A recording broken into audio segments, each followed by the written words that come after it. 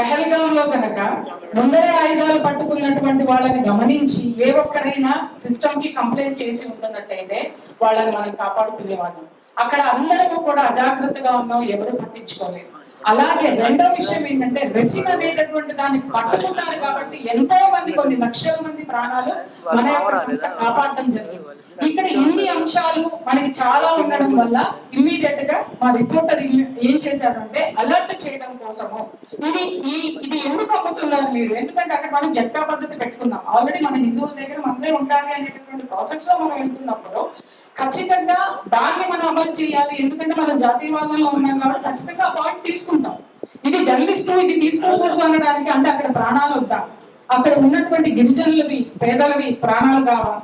ఇతగాడు చాలా మంది ఏం మాట్లాడుతున్నారంటే పేదవాడండి, కల్తీ కలిస్తే కలిసిందండి అంటే తిన్నవాళ్ళు పేదవాళ్ళు కాదా? 5,000 మంది బండ్లు అమ్మారండి వాళ్ళు. వాళ్ళ పొట్టలో అది వాళ్ళ శరీరంలో ఏ మార్పులకి భవిష్యత్తులో చోటు చేసుకుంటున్నాయో ఎవరికి తెలుసు? ఎవరికి తెలుసు కదా. వాళ్ళు చూస్తున్నాం సంతాన సాఫల్య కేంద్రాలన్నింటిలో కూడా హిందువులే ఉన్నారు. ఒక విధవ మాట్లాడుతున్నాడు ఏంటి అని అంటే, నువ్వు వెళ్ళి పరీక్షించావా అన్నాడు. వాడు ధైర్యం ఉంటే ఇక్కడికి రమ్మని చెప్పండి, తొక్కి నారదీస్తా. ఒక మహిళని కూడా ఎలా మాట్లాడాలి అనేటటువంటి జ్ఞానము, ఆ యొక్క స్థితి లేనటువంటి వ్యక్తుల్ని మనం ఈ రోజు భరిస్తున్నాం. ఈ రోజు మాట్లాడడానికి సంతాన సాఫల్య కేంద్రాల్లో హిందువులు మాత్రమే ఎందుకుంటున్నారండి? మొదట్లో నాకు వచ్చిన రిపోర్ట్ ఇప్పుడు కాదు, నేను 10 సంవత్సరాల నుంచి నేను చూస్తున్నాను. నేను అక్కడ డాక్టర్స్ అందరిని అడిగాను, ఎందుకంటే ఇంత వస్తున్నారంటే సెల్ ఫోన్లు వాడటం వల్ల, రేడియేషన్ వల్ల అన్నారు. రైట్, బాగానే ఉంది. మరి అవే సెల్ ఫోన్లు వాళ్ళు వాడుతున్నారు కదా, మరి ఎందుకు వాళ్ళ ఒక్కళ్ళు కూడా ఎందుకు ఇక్కడ లేరు? అలాగే సంతాన సాఫల్య కేంద్రాల్లో ఎగ్ డోనర్స్ కూడా అధిక శాతం వాళ్ళే ఉన్నారనేటటువంటి వాస్తవం ఈ ప్రపంచం మొత్తానికి తెలుసు.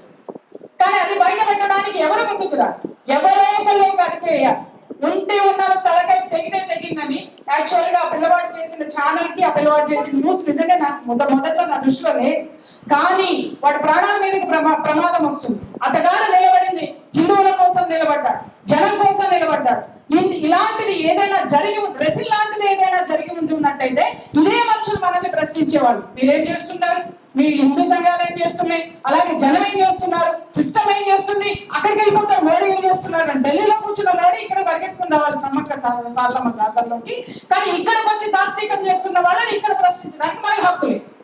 ఇలాంటి దౌర్భాగ్యమైనటువంటి స్థితిలో మనం ఉన్నటువంటి అంశాన్ని జనం గుర్తించాలనేటటువంటి దాని మీద ఎంతమంది నా కథలు వచ్చారండి. నిజంగా హ్యాట్స్ ఆఫ్ అండి, నిజంగా హ్యాట్స్ ఆఫ్. ఈ పోరాటం అనేటటువంటిది ఎంత మందిలో ఉందండి. ప్రతి ఒక్కళ్ళు మాటలు కాదండి, తూటాలు.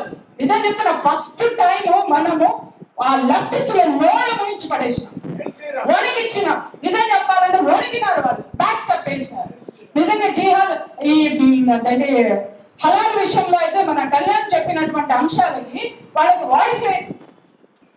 ఇలా కౌంటర్ వేసుకుంటూ అలాగే లలిత్ కూడా కరెక్ట్ గా ఆ జర్నలిస్ట్ ఏం మాట్లాడారు అనేటటువంటి కరెక్ట్ గా పాయింట్ చేస్తూ ఎపిసోడ్ చేసుకొచ్చారు. ఇక్కడ ఉన్నటువంటి ప్రతి ఒక్కరు నవత అయితే ఇంకా అసలు చెప్పనే వద్దు, వరుసనే సిరీస్ ప్రకారం చేసుకుంటూ వచ్చారు. ఇక్కడ ఉన్న అందరూ ప్రతి ఒక్కళ్ళు.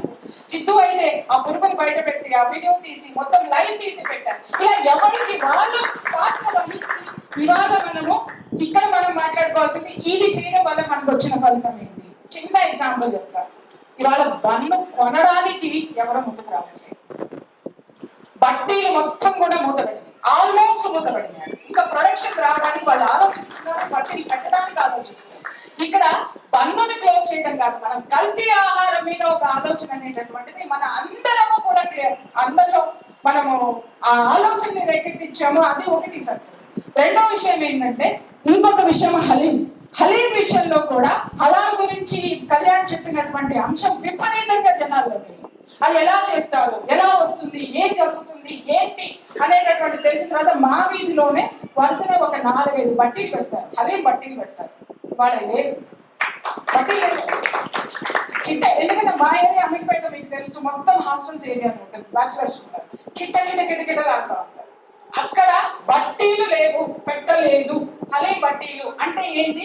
ఇక్కడ మనం మన ఆహారం మీదకి, మన శుభ్రత మీదకి జనంలో ఆలోచన రేకెత్తించడంలో ఇవాళ మనము ఈ జాతీయవాదులు అందరూ కూడా సక్సెస్ అయ్యాము. ఇది మన గెలుపు.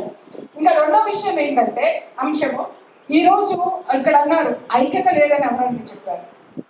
ఇక్కడ ఎవరికి అభిప్రాయ భేదాలు ఉండొచ్చు కానీ ముందుకు అడుగు వేయడంలో ఒక మన యొక్క వాదనని జాతీయవాదాన్ని ముందుకు తీసుకెళ్లడంలో ప్రతి ఒక్కళ్ళలోనూ ఐకమత్యం ఖచ్చితంగా ఉంది అనేది ఇది మనకి ప్రూవ్ చేసింది. వ్యక్తిగతంగా వేరే అభిప్రాయాలు ఉండొచ్చు కానీ మన అడుగులన్నీ ఒకవైపుకే ఉన్నాయనేటటువంటిది ఈ అంశం ప్రూవ్ చేసింది. వన్స్ అగైన్ ఇదే చైతన్యం ఖచ్చితంగా దీన్ని ఇంకా పెంపొందించుకుంటూ ముందుకు వెళ్తే ఎంతో దూరంలో లేదండి, మన రాష్ట్రం హిందూ రాష్ట్రంగా మనం సాధించుకోవడానికి అనేటటువంటి దానికి ఇదే తార్కాణం అని మనం చెప్పవచ్చు. మెయిన్ ఎక్కడైతే ఉన్నాయో ఏ ఫుడ్ అయితే ఉందో ఆ ఫుడ్ మీద పడ్డా ఇంతటితో మనం ఇది ఆపద్దు, దయచేసి ఇంకా చైతన్యం తీసుకొని వచ్చి ఎవరైనా సరే ఈ ఫుడ్ కి సంబంధించిన ఫుడ్ అడల్టరేషన్ ఏంటి, దానికి ఉండవలసిన లైసెన్స్ ఏంటి, వీటిలన్నిటి మీద మనం ఇంకా కొంచెం ముందుకెళ్తే బాగుంటుంది అనేటటువంటిది నా అభిప్రాయం.